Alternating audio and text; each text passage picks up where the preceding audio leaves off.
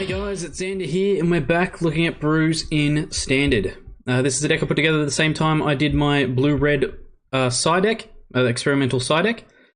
And it's a deck that I put together, and then very shortly after, I saw a few people posting very similar lists to this, and actually playing against a few of them on Magic the Gathering Arena.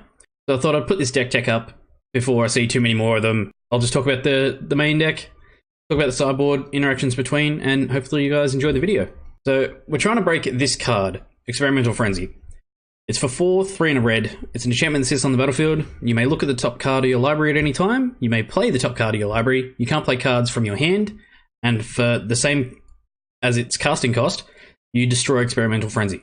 Now, the way to abuse it is by filtering cards off the top that we can't play. So usually you're limited by being able to play 1 land a turn. So in the experimental side deck, we tried to filter the land either to the bottom or into our grave.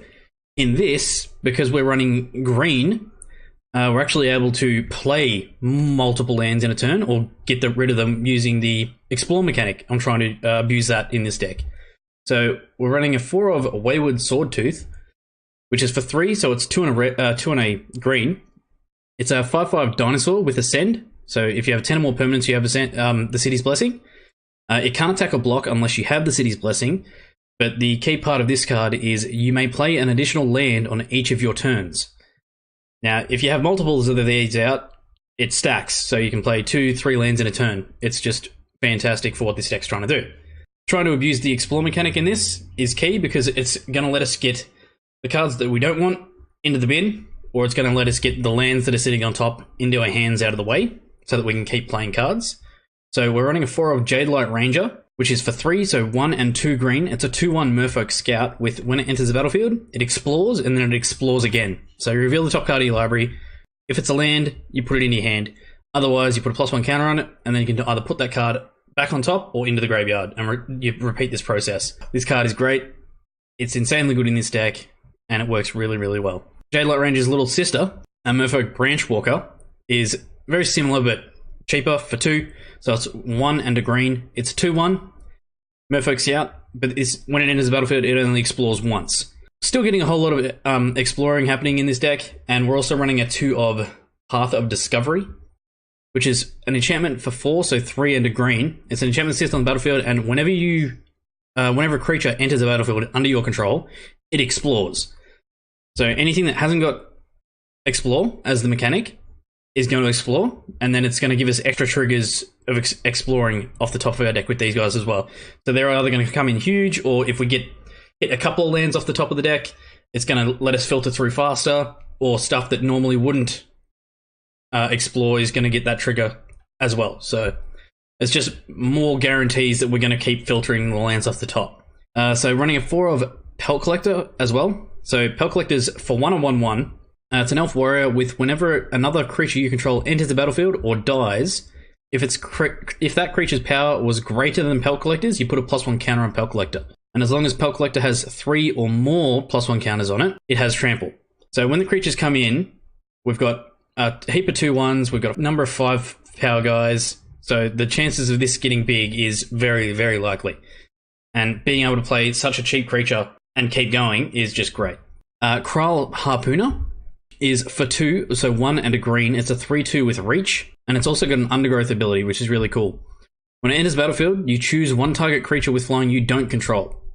Then this gets +X/+0 until end of turn, where X is the number of creatures in your graveyard, and then you have this guy fight the creature. So this can potentially kill a Lyra or any one of the really big flyers that is in standard at the moment, which is really relevant. So it's just a great card. I've seen people running this in Monogreen Stompy. Again, it's a big answer for flying creatures, and it's for 2, a 3 power guy is just great value. Also running a 4 of Steel Leaf Champion, which is for 3 green, a 5/4 Elf Knight. Now those stats are amazing without this ability. Steel Leaf Champion can't be blocked by creatures with power 2 or less. That is a lot of creatures in standard at the moment, so this quite often gets through in the early game. It's just great. Playing a little bit of ramp in the form of Druid of the Cow, which is a 2-cost 1/3 with tap add green, and Lanur Elves, which is for 1 a 1/1 tap add green. And Also, the added filtering from Treasure Map in a 4 of, which is for 2. It's artifact sits on the battlefield and it's pay 1, tap, scry 1. You put a landmark counter on it, and then when it's got 3 or more, you transform it. When you transform it, you get 3 treasures, and the land becomes Treasure Cove, which is tap, add 1 colorless, or tap, sack a treasure to draw a card. Now, if it's flipped, we can still sack treasures to draw the lands off the top if we've run out of resources to get the lands off the top. But otherwise, they're there to scry. Or the other plan that we have for the deck, which I'll talk about in a second, or touch over with the sideboard, is just turning this into more of a stompy deck instead of trying to do the experimental frenzy thing. Just touching on the land base, really easy. We're running 4 mountains, 12 forests, and 4 rootbound crags. The 20 landers work so far. Just touching over the sideboard here. For the control matchups, we're running a 4 of Carnage Tyrant, which is for 6, 4 and 2 green. It's a 7/6 dinosaur which can't be countered, has trample and hexproof.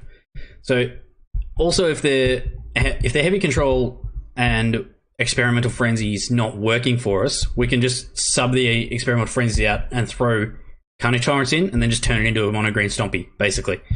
And it works just as well.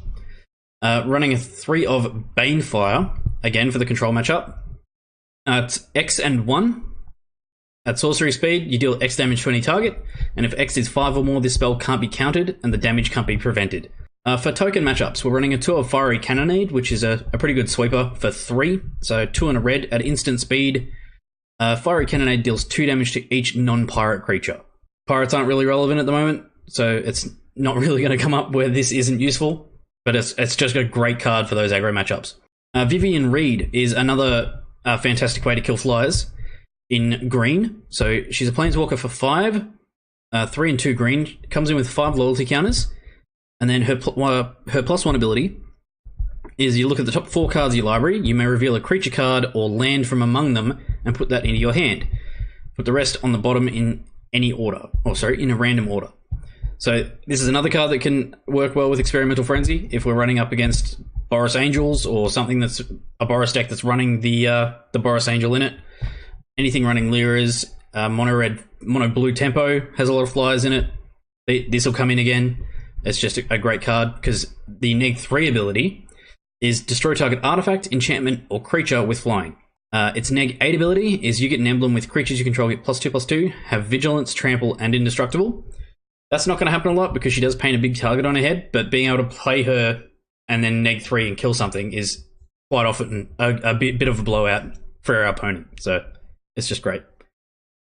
For the black matchup, we're running a 2 of Vine Mare, which is for 4, 2 and 2 green. It's a 5/3 elemental horse with hexproof, and it can't be blocked by black creatures. And this is just an auto include if we're going up in a black matchup because it's free damage. It's just great. 2 of Lava Coil to finish up the sideboard here. And it's basically in here to kill stuff like Shalai, Rekindling Phoenix, just all of those fairly high toughness flying threats that we can't really answer otherwise. So it's just a great card. So it's for 2. Sorcery speed, you deal 4 damage to target creature, and if that card would die this turn, exile it instead. That is Red-Green Frenzy. I hope you liked the deck. If you liked the video, if you didn't like the video, if you think I'm missing cards, or you like my choices, let me know in the comments. Don't forget to do the YouTube stuff. Like, share, subscribe, hit the bell for notifications to see new videos when they come out. And I will see you guys in the next video. Keep questing, guys.